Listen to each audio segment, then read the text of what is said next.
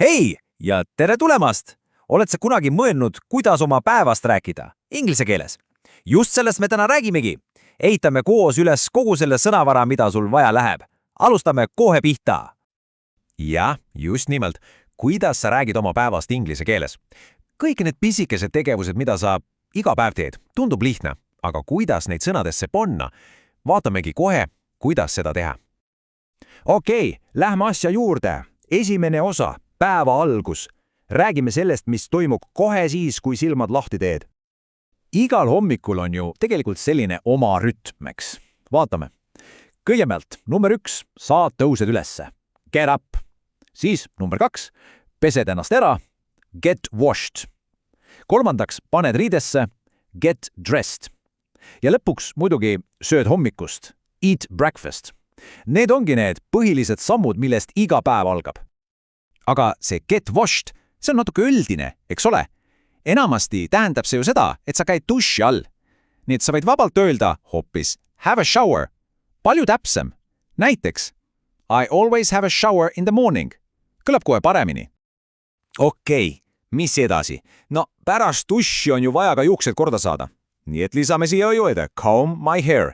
Ja sa saadki oma lugu jutustada. After my shower, I comb my hair. Näed, pilt läheb järjest selgemaks. Nüüd üks väga oluline asi. Kuidas me näitame, mis järjekorras asjad toimuvad? Selleks on 2 superkasulikku sõna. Before ehk enne ja after ehk pärast. Ja meil on siin hea näide. Me sööme hommikust, eat breakfast. Enne, kui me teeme midagi muud, aga mida? Muidugi, enne hammaste pesu. Nii et me peseme hambaid, brush my teeth, pärast hommikusööki, after breakfast. Super lihtne, eks? Ja kohe on sinu päevakirjeldus palju loogilisem. Okei, hommik on selleks korraks läbi. Mis saab edasi? Jõuamegi päevad teise poolde. Kui kõik hommikused asjad on tehtud, on aeg uksest välja astuda ja selleks on hea väljend leave for school ehk siis kooli minema. See ongi see hetk, kui kodune osa lõpeb ja päev läheb päriselt käima. Ja kui sa koolist tagasi jõuad, siis tihtipeale ootate ees mis? Just kodutöö. Inglise keeles on see lihtne. Do homework. Klassika, mida peaaegu kõik peavad tegema, eks ole. Aga õnneks ei ole päevas ainult kohustused. Pärast kooli on ju aeg ka hobideks ja trennideks. Näiteks võib-olla sa käid võimlemas, do gymnastics. Või teed midagi muud, jalgpalli, tantsimist. See on sinu aeg. Ja nii see päev õhtusse veerebki. Tempo läheb raulikumaks ja on aeg hakata end puhkuseks valmis seadma. Ja mis on üks parimaid viise päeva kokku võtta? Muidugi, õhtusöök. Nii et meil on siin väljend have supper. See ongi see viimane mõnus eine, enne kui on aeg puhkama minna. Nii, nüüd meil on olemas tegevused. Me teame, mida me teeme, aga see on alles poolvõitu. Et lugu oleks huvitav, on vaja lisada detaile. Täpsemalt, millal ja kui tihti midagi toimub. Ja see ongi see suur küsimuseks, millal täpselt kõik need asjad juhtuvad. Vaatame lähemalt. Kõige lihtsam on jagada päev 3 osaks. Meil on hommik ehk in the morning.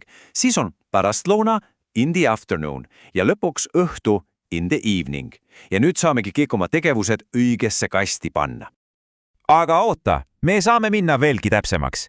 Lisame veel ühe kihi. Küsimus on, kui tihti sa neid asju teed?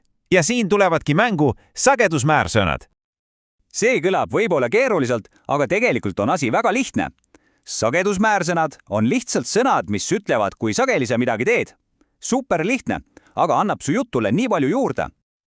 Vaata seda graafikut, see teeb asja puust ja punaseks sette. Kui sa teed midagi absoluutselt iga kord 100%, siis ütled always, alati. Kui sa ei tee seda mitte kunagi, 0%, siis on see never. Ja siis seal vahepeal ütleme enamasti on usually, tavaliselt. Aga kõik ei ole ju alati nii kindel. Mõnikord teed midagi, mõnikord mitte. Ja selle jaoks on meil ideaalne sõna sometimes, ehk siis mõnikord. Näiteks, I sometimes do gymnastics in the afternoon. Lihtne ja selge. Ja nüüd paneme kõik kokku. Vaatame seda tabelit. Siin on meil täislaused. I always eat breakfast in the morning. Ma söön alati hommikul hommikusööki. Või I usually do homework in the afternoon. Ma teen tavaliselt pärastlõunal kodutööd. Näed, kuidas kõik need osad, tegevus, sagedus ja aeg kokku sobivad. Tulemuseks on täieslik ja selge lause. nii et tead mis, sul on nüüd kõik tööriistad olemas, kõik vajalikud sõnad ja väljendid. Nüüd on küsimus sinule.